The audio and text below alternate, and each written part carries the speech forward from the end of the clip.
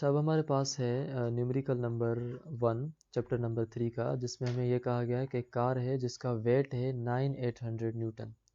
मतलब हमने वेट लिखा 9800 न्यूटन। उसके बाद वो मूव कर रही है speed of 40 kilometre per our से। तो मतलब ये हुआ कि वो शुरुआत से ही इस वेलोसिटी के साथ मूव कर रही है, यानी कि जो उसकी इनिशियल वेलोसिटी है वो 40 किलोमीटर पर आवर है। On the application of brake, जब उसको ब्रेक लगाया जाता है, it comes to rest after travelling a distance of 50 metres. तो ब्रेक लगाने के कुछ टाइम बाद थोड़ा मुफासला तय करती है, यानी कि 50 मीटर्स ट्रेक करके फिर जो है वो रेस्ट में आती है। Calculate the average retarding force, ये बताएं कि उसके ऊपर एवरेज रिटार्डिंग फोर्स कौन सी है। रिटार्डिंग का मतलब है कि जब उसको रोका गया तो रोकने वाली उसकी फोर्स कौन सी थी। अब हमारे पास फोर्स जो है ये हमें बताई गई है, फोर्स हमसे पूछी गई है। डिस्टेंस आपने यहाँ पढ़ा कि 50 मीटर है, इसी वजह से हमने यहाँ लिखा 50 मीटर। फाइनल वेलोसिटी हमें ये नहीं बताई गई कि जब ब्रेक लगाया गया तो फिर उसकी क्या वेलोसिटी है। जाहिर बात है, जब ब्रेक लगेगा तो वो रेस्ट में आ जाएगी। जब रेस्ट में आएगी तो उसका मतलब फाइनल वेलोसिटी उसकी ज़ीरो है। अब आप जो है आगे चलने से पहले आपको इनिशियल जो वेलोसिटी मिली हुई है वो है 40 किलोमीटर पर आवर। इसको हम कन्वर्ट करते हैं मीटर पर सेकंड में, क्योंकि एम के एस सिस्टम में हमने सब कुछ काम करना होता है। मीटर्स होने चाहिए, किलोग्राम हो, किलोमीटर ना हो, किलोग्राम हो और सेकंड हो। अगर सेकंड की जगह आवर आ जाएगा तो हम उसको सेकंड में करेंगे, मीटर आएगा तो हम उसको किलोमीटर में करेंगे, ग्राम आएगा तो हम उसको किलोग्राम में करेंगे, किलोमीटर आएगा तो हम उसको मीटर में करेंगे एम के एस के हिसाब से। तो यहाँ है 40 किलोमीटर। के जो है, ये जो लफ्ज़ के है इसका मतलब होता है 1000 किलो। तो आपने किलो की जगह लिखा 1000, बाकी एम की जगह आपने एम सेम लिखा। इन द सेम वे एक कलाक के अंदर, आवर के अंदर 3600 सेकंड पड़ते हैं।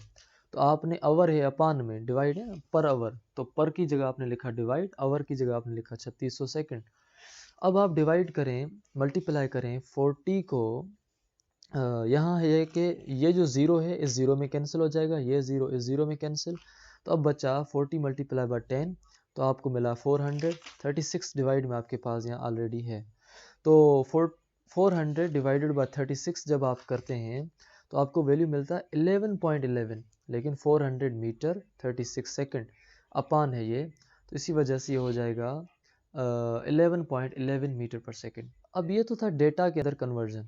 अब हम जाते हैं सॉल्यूशन की जानिब। सॉल्यूशन में हम यहाँ जो फार्मूला लगाएंगे वो हमारे पास है 2as is equal V F square minus V I square initially, क्योंकि जब हम से ये कहा गया है कि आप फोर्स फाइंड करें। फोर्स को फाइंड करने के लिए फार्मूला है एम ए, लेकिन हमें ए ही नहीं मिली हुई। अगर ए नहीं मिली हुई तो इसका मतलब है कि हम पहले ए फाइंड करें, वो फार्मूला लगाएंगे जिसमें से हम ए फाइंड कर सकें। तो अब हमने यहाँ फार्मूला लगाया 2as is equal to V F square minus V I square. तो 2 जो है आपका 2 सेम आया, हमने सेम लिखा। ए जो है वैल्यू नहीं मिला हुआ, इसी वजह से ए सेम लिखा। डिस्टेंस हमने डेटा में 50 लिखा है तो 50 हमने लिखा। फाइनल वेलोसिटी क्योंकि ब्रेक लगाया तो वो ज़ीरो हो गई थी, इसी वजह से हमने ज़ीरो लिखा। इनिशियल वेलोसिटी उसकी 11.11 है जो अभी हमने यहाँ कन्वर्ट करके लिखी है। अब हम जाते हैं आगे की जानिब कि यहाँ जब आप 50 को मल्टीप्लाई करते हैं 2 के साथ तो आपका हो जाता है 100। ये ए जो है आपकी सेम, तो 100 इंटू ए है इज इक्वल टू ज़ीरो के ऊपर स्क्वायर ज़ीरो ही हो जाएगा। 11.11 को जब आपने स्क्वायर किया तो 123.4। अब आपके पास है 100 ए, यहाँ इस पॉइंट के ऊपर 100 ए। तो यहाँ है आपका माइनस, और ये 11.4, तो माइनस आपकी ये बाहर से आ रही है। तो 100 ए है, लेकिन आपने फाइंड करना है ए का वैल्यू, तो इसी वजह से 100 यहाँ मल्टीप्लाई में है तो जब दूसरी साइड जाएगा तो डिवाइड का हो जाएगा।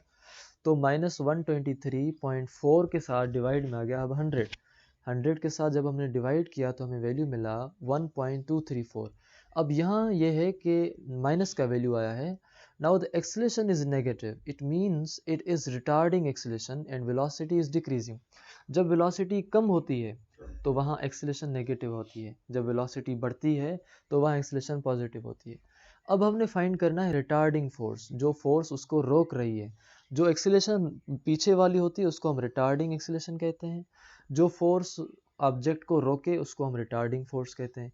F is equal to M A हमारे पास फार्मूला है यहाँ आपके पास ये चीज़ है कि आपको मास नहीं मिला हुआ डेटा का। तो अगर आपको मास डेटा के अंदर यहाँ वेट मिला हुआ है, नहीं मिला हुआ, तो आप कोई जुगाड़ करेंगे कि ये जो मास है उसका हम कोई ना कोई फार्मूला निकालते हैं। आपको मालूम है कि वेट बराबर है एम जी के।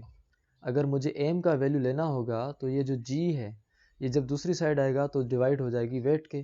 तो एम जो है आपका बराबर होता है डब्ल्यू अपान जी के। इसी वजह से हमने जहाँ पे एम है उसी जगह पे हमने वहाँ पुट कर दिया है डब्ल्यू अपान जी। बाकी ये जो एम है वो हमने एम से ए सेम लिखा, ए जो है सेम लिखा, डब्ल्यू अपान जी हमने एम की जगह लिखा। अब आपको डेटा के अंदर जो वेट दिया गया है वो 9800 न्यूटन है। ग्रेविटी जो दी गई है वो 9.8 दी नहीं गई, बल्कि आपको ये मालूम होनी चाहिए कि जो ज़मीन के ऊपर ग्रेविटी है वो 9.8 है हमेशा हमेशा। एक्सीलरेशन हम ऊपर फाइंड करके आए हैं कि वो है -1.234। अब ये सब वैल्यूज जब पुट करते हैं, वेट का वेट की जगह, ग्रेविटी का ग्रेविटी की जगह, और एक्सीलरेशन का एक्सीलरेशन की जगह, तो जब आपने अब इस वैल्यू को डिवाइड किया तो आपको मिला 1000। इस वैल्यू को आपने यहाँ लिखा सेम। अब आप इन दो वैल्यूज़ को मल्टीप्लाई करें आपस में तो आपको वैल्यू मिला माइनस का, -1234 न्यूटन। अब यहाँ जो माइनस साइन है वो शो कर रही है कि जो आपका फोर्स है वो रिटार्डिंग फोर्स है। अब हम जा रहे हैं न्यूमेरिकल 2 के अंदर। अब हम डिस्कस कर रहे हैं न्यूमेरिकल नंबर 2, जिसमें ये कहा गया है कि एक हेलीकॉप्टर है जिसका जो वेट है वो 392 न्यूटन है, 3920। Calculate the force on it, उसके ऊपर जो फोर्स लग रही है वो आप कैलकुलेट करें। If it is ascending up at the rate of 2 metre per second square, अगर वो 2 मीटर पर सेकंड स्क्वायर की एक्सेलेरेशन के साथ असेंड हो रहा है, यानी कि ऊपर जा रहा है। What will be the force on helicopter if it is moving up with a constant speed of 4 metre per second? क्या फोर्स होगी उस हेलीकॉप्टर के ऊपर अगर वो मूव हो रहा है constant speed of 4 metre per second के साथ? तो यहाँ ये है कि अब हमने इस डेटा मिली हुई जो है उसमें से यहाँ लिखना है। वेट हमें मिला हुआ है एरोप्लेन का 3920। एक्सेलेरेशन हमें मिली हुई है 2 मीटर पर सेकंड स्क्वायर। और उसके बाद हमसे पूछा जा रहा है कि फोर्स हेलीकॉप्टर के ऊपर क्या होगी जो असेंड अप हो रहा है, और दूसरी जो फोर्स हमसे पूछी जा रही है कि फोर्स क्या होगी अगर वो कांस्टेंट स्पीड के साथ मूव हो रहा है। तो दो जगहों पे हमसे फोर्स पूछी जा रही है, एक वो जब ऊपर जा रहा है, और एक वो जब वो कांस्टेंट स्पीड के साथ जाने के बाद, ऊपर जाने के बाद आहिस्ता आहिस्ता घूम रहा है। तो आपके पास जो फोर्स वन है वो हमने पहले फाइंड करनी है।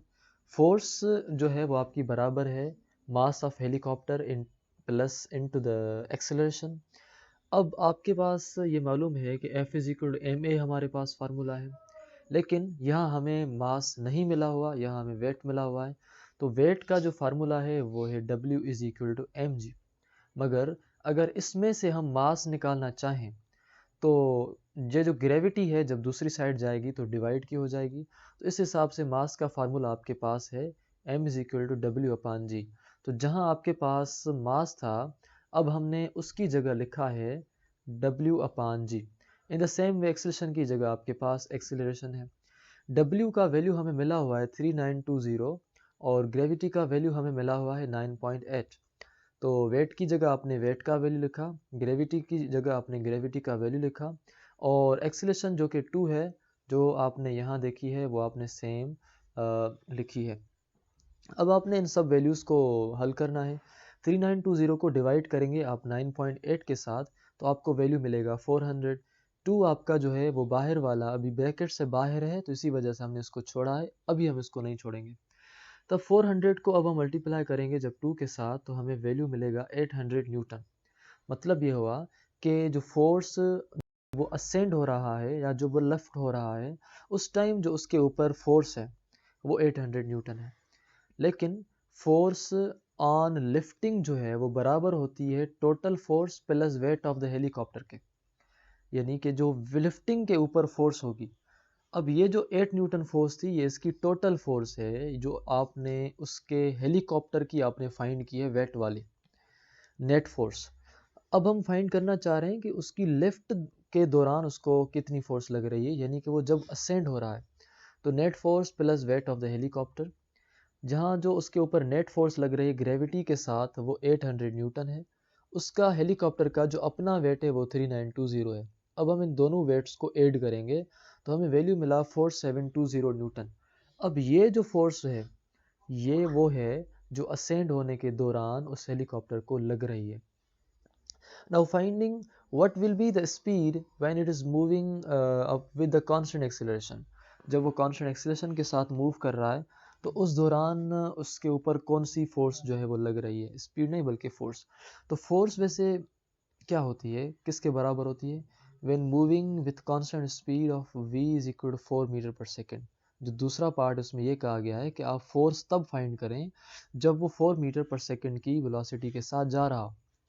तो हमें ये मालूम है कि कोई भी ऑब्जेक्ट जो मूव होता है कांस्टेंट वेलोसिटी के साथ तो उसको जो एक्सेलरेशन है वो ज़ीरो होती है। यहाँ आपने कह दिया है कि उसकी जो वेलोसिटी कांस्टेंट है वो 4 है।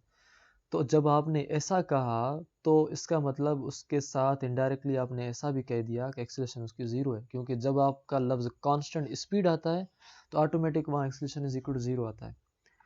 अब आपके पास है कि and it is understood that when velocity is constant and not changing, जब आपकी वेलोसिटी कांस्टेंट है और वेलोसिटी चेंज नहीं हो रही, it means external force is not being applying except its original wait.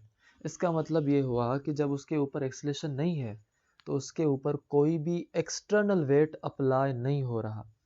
तो मतलब ये हुआ कि जो इसकी कांस्टेंट स्पीड के दौरान जो इसकी फोर्स होगी वो फोर्स वही होगी जो उसका अपना वेट है, क्योंकि इसके ऊपर कोई भी एक्सटर्नल फोर्स अप्लाई नहीं होती। कांस्टेंट स्पीड में सब ये होता है। तो वेट उसका 3920 है, इसी वजह से इसकी जो कांस्टेंट स्पीड के दौरान जो आंसर है फोर्स है वो 3920 न्यूटन उसका आंसर हो जाता है। न्यूमेरिकल 3 के अंदर ये कहा गया है कि आपका एक 100 ग्राम बुलेट है जिसको हमने फायर किया है 10 किलोग्राम गन से with a speed of 100 metre per second. उसकी जो स्पीड है वो 100 मीटर पर सेकेंड है। What is the speed of recoil of the gun? उस गन की रिकॉइल की जो स्पीड है वो क्या है? तो यहाँ आपने दो तीन चीज़ें बता दी हैं अभी पहले से ही। 100 किलोग्राम मतलब मास 100 है। दूसरी जो गन है उसका 10 किलोग्राम यानी कि मास 2 का 10 किलोग्राम है। जो भी चीज़ें ग्राम में होती हैं उनको आपने किलोग्राम में कन्वर्ट कर दें अभी के अभी। तो 100 को आप अगर 1000 के साथ डिवाइड करेंगे तो आपको वैल्यू मिलेगा 0.1 किलोग्राम M1 का। उसके बाद वो कह रहा है कि उसकी जो स्पीड है वो 100 मीटर पर सेकेंड है। वो जो बुलेट जा रही है वो 100 मीटर पर सेकेंड से जा रही है, मतलब उसकी जो बुलेट की जो फाइनल है स्पीड वो 100 मीटर पर सेकेंड है। बुलेट की जो शुरुआती है वो हमें पता नहीं, जाहिर बात है शुरुआती जब वो गन में अंदर पड़ी थी तो वो ज़ीरो थी, जब उसने फायर किया तो इसकी उतनी हो गई। और जो आपकी गन है वो गन जो है फायर करने से पहले जाहिर बात है वो रेस्ट में थी, तो इसका मतलब है उसकी जो U2 थी इनिशियल वेलोसिटी वो ज़ीरो थी। लेकिन फायर करने के बाद उसकी रिकॉयल गन में क्या आई वो अभी आपने फाइंड करनी है कि उसकी जो V2 है वो किसके बराबर है। अब हम सॉल्यूशन की जानिब जा रहे हैं। तो सॉल्यूशन आपका ये है कि M1U1 plus M2U2 is equal to M1V1 plus M2V2, यानी कि initial momentum is equal to the final momentum before and after collision और before and after the effect. तो ये आपके पास फार्मूला है जो हमने पहले डिस्कस किया हुआ है, पढ़ा हुआ है कि ये फार्मूला किस तरह बना। अब हम देख रहे हैं कि यहाँ M1 है, M1 का आपके पास वैल्यू है 0.1। इसी तरीके से U1 है, U1 का वैल्यू आपने देखा है 0 है, ये U1 है 0। M2 जो है आपके पास वो बराबर है 10 के, जो कि आप यहाँ देख सकते हैं। इसी तरीके से आपके पास U2 आपके पास 0 है जो कि आप यहाँ देख सकते हैं। उसके बाद M1 है, M1 आपकी 01 है जो कि हम यहाँ लिख के आए हुए हैं। और उसके बाद V1 जो है वो 100 है, और V1 को हमने डिटेल के साथ डिस्कस किया है कि वो V1 आपकी ये है। M2 जो है वो आपका 10 है, क्योंकि M2 हमने यहाँ डिस्कस किया है कि वो आपका 10 होगा। V2 जो है हमारा वो है V2 सेम, क्योंकि हमने वो फाइंड करना है। उसके बाद अब हम थोड़ा आगे जा रहे हैं जिसमें हम इन चीज़ों को हल करेंगे स्टेप बाय स्टेप। कि 0 जब भी साथ मल्टीप्लाई होता है किसी भी के साथ तो वो 0 हो जाता है, 0 जब इसके साथ मल्टीप्लाई हुआ तो भी 0, 0.1 मल्टीप्लाई हुआ जब 100 के साथ तो आपको आंसर मिला 10, 10v2 है तो 10v2 आपका 10v2 ही हो जाएगा। ये 0 प्लस 0, 0 के साथ 0 ऐड हो तो 0 ही मिलता है। और उसके बाद ये 10 तो आपने लिखा 10 सेम, 10 इंटू वी टू तो आपने लिख दिया 10 इंटू वी टू। यहाँ लिखा हुआ है कि 0 is equal to 10 plus 10 plus 10 V two. यहाँ आपके पास जो है ये 10 जो है इस साइड प्लस का है, जब दूसरी साइड आएगा तो हो जाएगा माइनस का, तो आपने लिख दिया माइनस का 10। ये 0 अब ख़त्म हो गया, इसको हमने ख़त्म कर दिया। -10 is equal to 10 V two. अब आपने यहाँ 10 वी टू नहीं फाइंड करना, आपने यहाँ फाइंड करना है वी टू। इसी वजह से V2 आपने लिखा यहाँ सेम, 10 जब आपका दूसरी जानिब गया तो आपका हो गया डिवाइड में, तो -10 डिवाइडेड बाय 10 इज इक्वल आपके पास है V2। तो 10 ने 10 को जब कैंसिल किया, ये माइनस तो वैसे भी इसके साथ थी, तो आपके पास वैल्यू मिला -1 मीटर पर सेकेंड। तो आपका जो वैल्यू मिला वो मिला V2 is equal -1 metre per second. अब यहाँ माइनस क्या कर रहा है, माइनस किस चीज़ को शो कर रहा है, minus shows that the gun is recoiling back with the velocity of 1 metre per second. जिस वेलोसिटी के साथ जा रहा है वो तो प्लस की है, लेकिन गन जब गोली लगाती है तो उस टाइम वो पीछे की जानिब जाती है, और गन का पीछे जाना इसको हम रिकॉइल कहते हैं। तो पीछे गई, इसी वजह से हमने नेगेटिव दिया, नेगेटिव शो कर रहा है डायरेक्शन को, जबकि आपका जो मैग्नीट्यूड है वो पॉजिटिव है। अच्छा, हमारे पास अब प्रॉब्लम है न्यूमेरिकल नंबर 4, जिसमें ये हमें कहा गया है कि एक मशीन गन है जो फायर कर रही है 10 बुलेट्स पर second into a target, 10 bullets. तो हमने कहा कि जो नंबर ऑफ बुलेट्स हैं, जो तादाद है बुलेट्स का वो 10 है, क्योंकि यहाँ 10 लिखा हुआ है कि तादाद जो है वो 10 है, तो फिर हमें इसमें क्या है कि हम लिख लें। तो नंबर ऑफ बुलेट्स जो हैं वो आपके पास 10 है। In the same way each bullet weighs 20 gram. इसका मतलब है कि जो मास ऑफ बुलेट्स है हर एक का वो 20 ग्राम है। And had a speed of 1500 metre per second, और उनको जो स्पीड है वो 1500 मीटर पर सेकेंड है। इसका मतलब velocity 1500 metre per second. Find the necessary force, तो मतलब हमसे फोर्स पूछा गया है कि फोर्स आप बताएं। Hold the gun in position, उस गन में उसको जब रखा गया, यहाँ लिखा हुआ है मीटर पर सेकंड, तो मतलब ये हुआ कि टाइम हमें जो है वो कितना मिला हुआ है। अच्छा, 10 बुलेट्स पर सेकंड यहाँ लिखा हुआ है ना, इस तरफ आप देख सकते हैं कि मशीन गन फायर करे 10 बुलेट्स पर सेकंड। अब पर सेकंड जब इसने कहा तो हमने कहा कि मतलब ये हुआ कि आपने हमें टाइम बताया है, तो यहाँ हमने टाइम लिखा 1 सेकंड।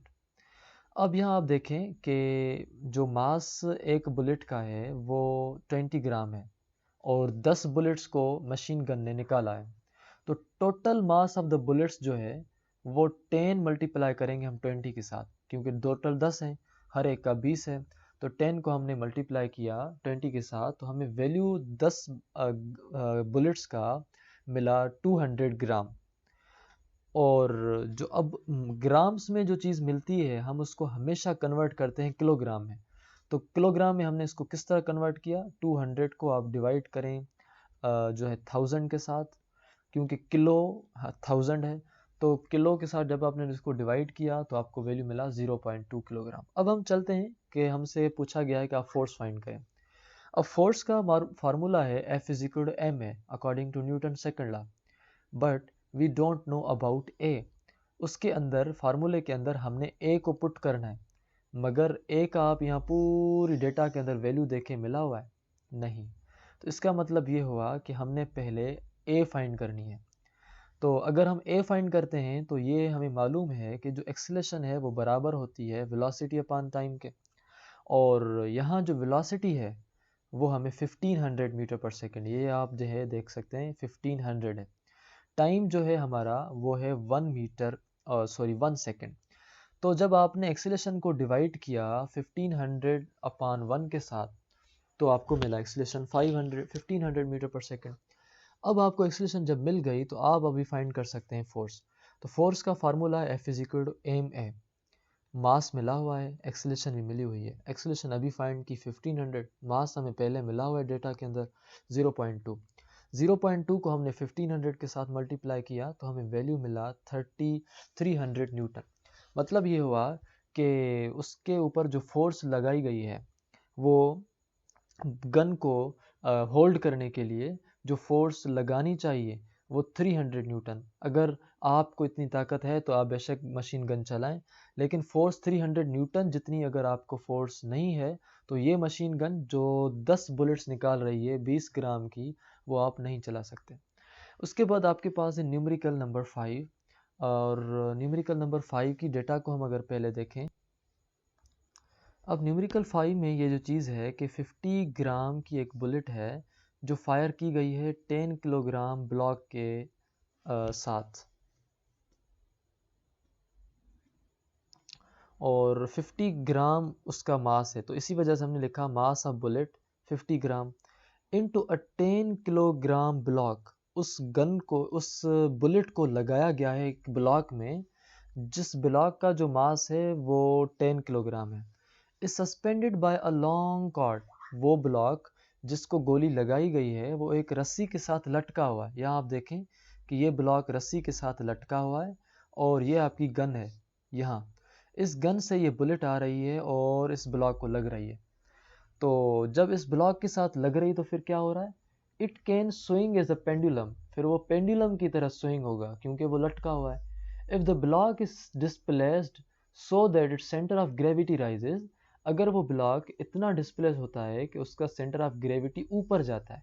अब राइजेस का क्या मतलब है कि उसका सेंटर ऑफ ग्रेविटी पहले यहाँ था, इस पॉइंट के ऊपर शुरू में था, लेकिन अब वो जब राइज हुआ है ऊपर तो उसका सेंटर ऑफ ग्रेविटी ऊपर राइज हो गया।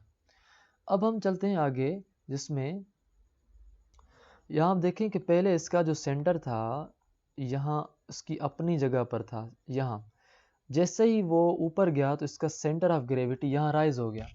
तो यही चीज़ कही गई है, if the block is displaced so that its centre of gravity rises by 10 centimetre, उसका जो सेंटर ऑफ ग्रेविटी है वो कितना ऊपर गया है, 10 सेंटीमीटर गया है, इतना ज़्यादा नहीं, बस 10 सेंटीमीटर तक ऊपर गया है।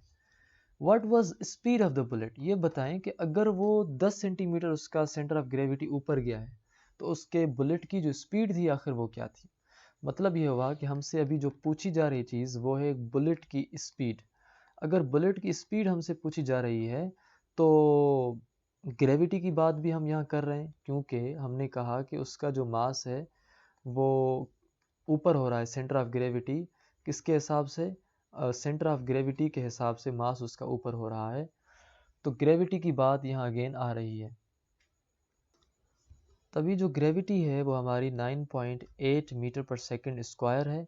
वेलोसिटी हमसे पूछी गई है, इसी वजह से हमने यहाँ लिखा है। स्पीड ऑफ बुलेट कितनी थी, जो इतना बड़ा मसला कर दिया उसने कि 10 सेंटीमीटर उसको ऊपर कर दिया है। उसके बाद आपने यहाँ जो चीज़ ये बताई कि उस वो 10 मीटर तक ऊपर चला गया। ये जो आप देख रहे हैं 10 मीटर तक ऊपर चला गया जब उसको गोली लगी है। तो आपने डिस्टेंस लिखा। डिस्टेंस तब होता है जब कोई चीज़ आगे जाए, जब कोई चीज़ ऊपर जाती है तो फिर वो डिस्टेंस नहीं होता, फिर वो डिस्टेंस आपका हाइट के बराबर हो जाता है। तो इसी वजह से हमने लिखा S is equal to H. तो 10 सेंटीमीटर को अगर आपने मीटर्स में कन्वर्ट करना है तो सेंटी का मतलब होता है 100। तो आपने 100 के साथ इसको डिवाइड किया तो आपका 10 डिवाइडेड बाय 100 जब हुआ तो आपके पास मिला 0.1 मीटर।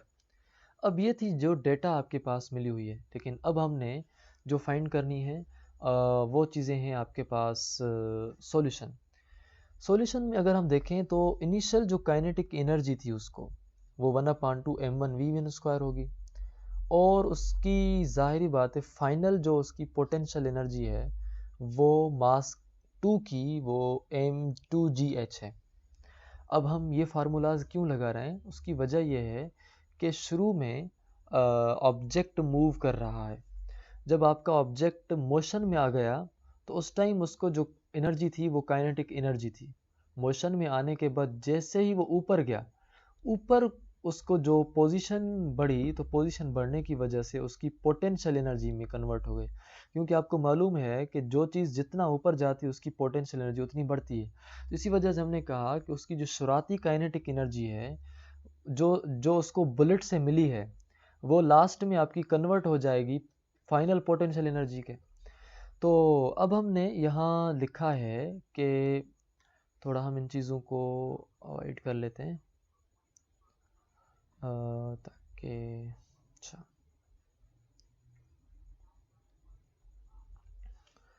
अच्छा अब हमारे पास जो है वो ये है कि 1/2 m1 v स्क्वायर सेम और उसके बाद m2 gh ये आपके पास सेम है। 1/2 m1 का जो वैल्यू है वो आपको मिला हुआ है वो है 0.5। इसी तरीके से v का जो वैल्यू है वो आपको मिला हुआ नहीं है, तो इसी वजह से आप वो नहीं लिखेंगे। तो m1 का वैल्यू आपने लिखा 0.5, v का सॉरी m 1/2 का वैल्यू लिखा आपने 0.5, m1 का वैल्यू हम लिख रहे हैं यहाँ वो 0.05 है।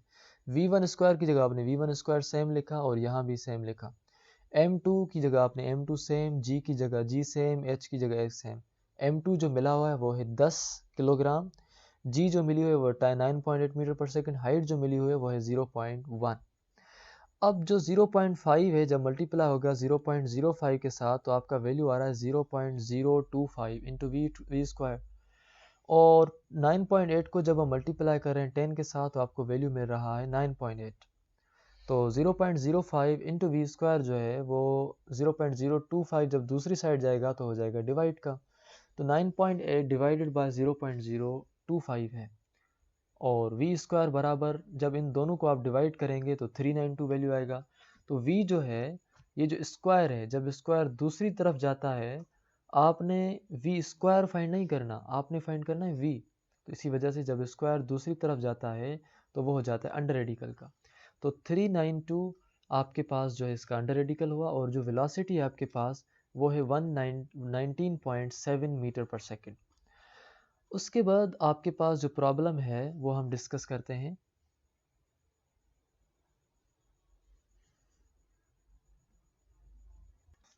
अब जो हमारे पास प्रॉब्लम नंबर 6 है इसमें हमें ये कहा गया है कि एक 70 ग्राम बाल है जो कोलाइड कर रहा है एक दूसरे बाल के साथ जो कि 140 ग्राम का है। तो 70 ग्राम है तो इसका मतलब ये हुआ कि हमने यहाँ 70 ग्राम को हाईलाइट किया कि मास जो है वो 70 ग्राम है।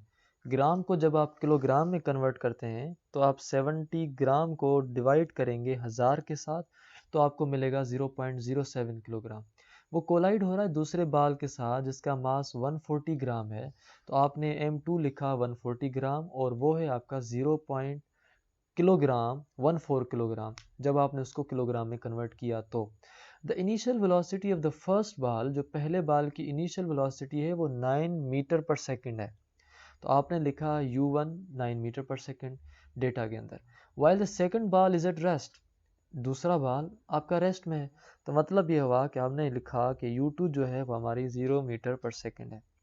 If the collision were perfectly elastic, अगर हमारी जो कोलिजन है वो बिल्कुल 100% इलास्टिक होती, what would be the velocity of two balls after the collision, दोनों बाल्स की कोलिजन के बाद जो फाइनल वेलोसिटी है वो क्या होगी। मतलब v1 हमने फाइंड करना है और v2 हमने फाइंड करना है। Elastic collision in one dimension के फार्मूलाज हमने पढ़े थे, अब हम सॉल्यूशन की जाने आ रहे हैं।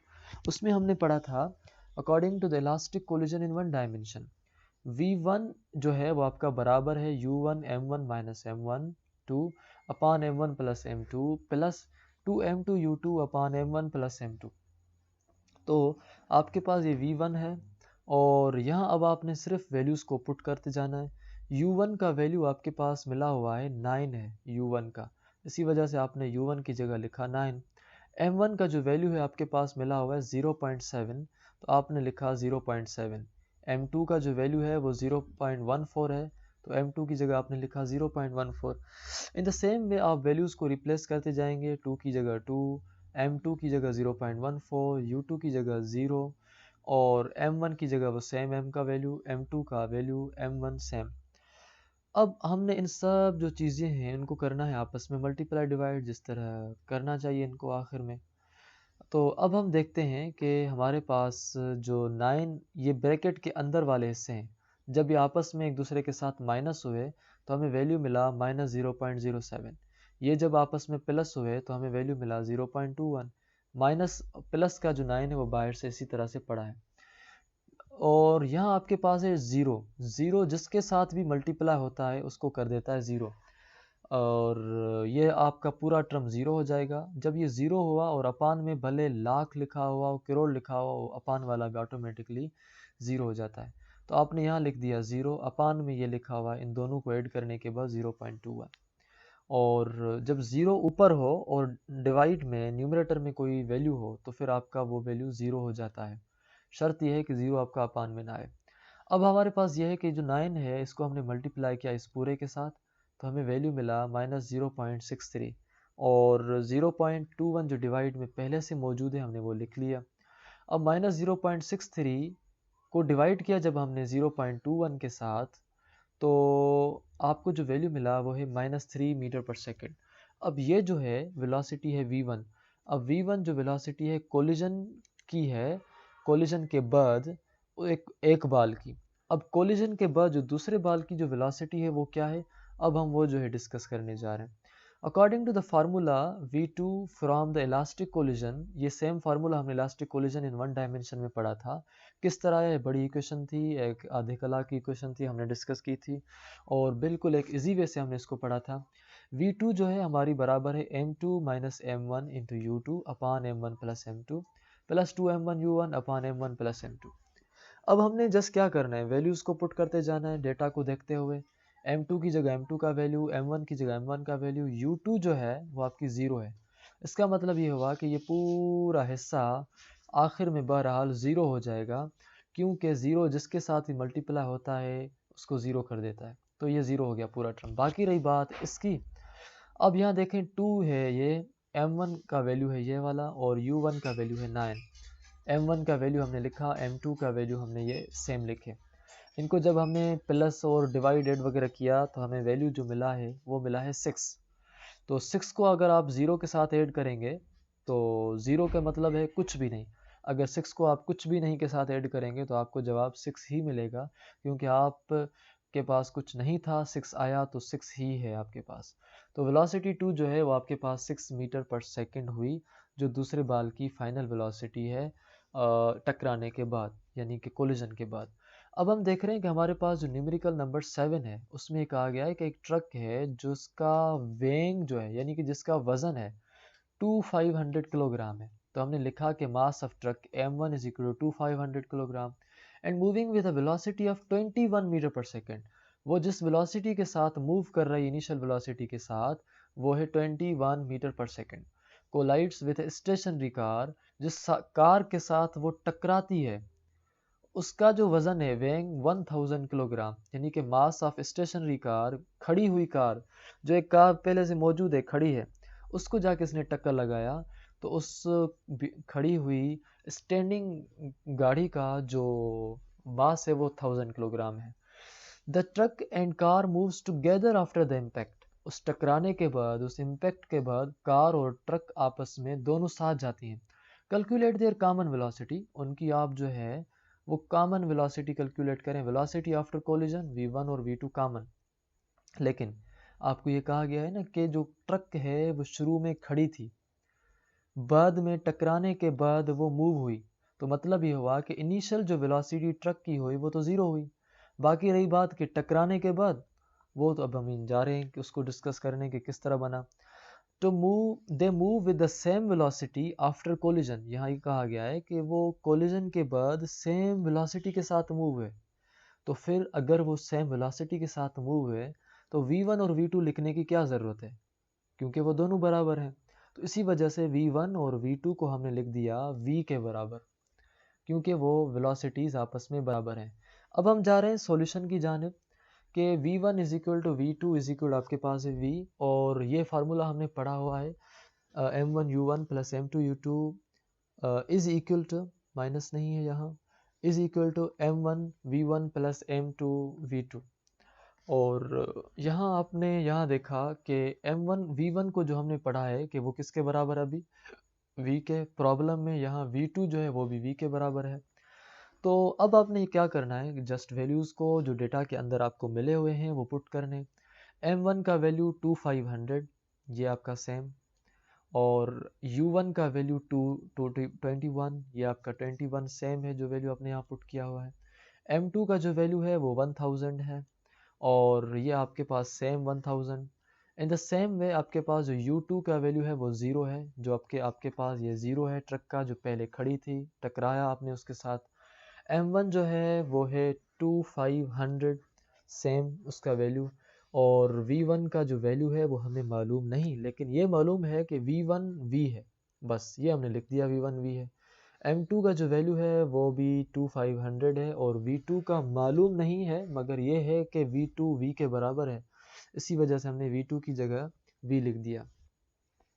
अब हम जा रहे हैं कि ये सब चीज़ें जो हैं डिस्कस करने कि क्या किस तरह हो रहा है, और जब हमने इनको इनके साथ मल्टीप्लाई किया 2500 को 21 के साथ, तो आपको वैल्यू मिला 52500, प्लस में इसको अगर आपने ज़ीरो के साथ मल्टीप्लाई किया तो आपको वैल्यू मिला ज़ीरो, और इसको जब आपने v के साथ मल्टीप्लाई किया तो आपको वैल्यू मिला, अच्छा यहाँ आपके पास v है और यहाँ भी आपके पास v है, जब आपने v निकाला कॉमन तो यहाँ बचा 2500 और इस तरह बचा आपके पास 1000, तो v का आपने वैल्यू लिख दिया है यहाँ, और 2500 को आपने 1000 के साथ ऐड किया तो आपके पास वैल्यू मिला है 3500।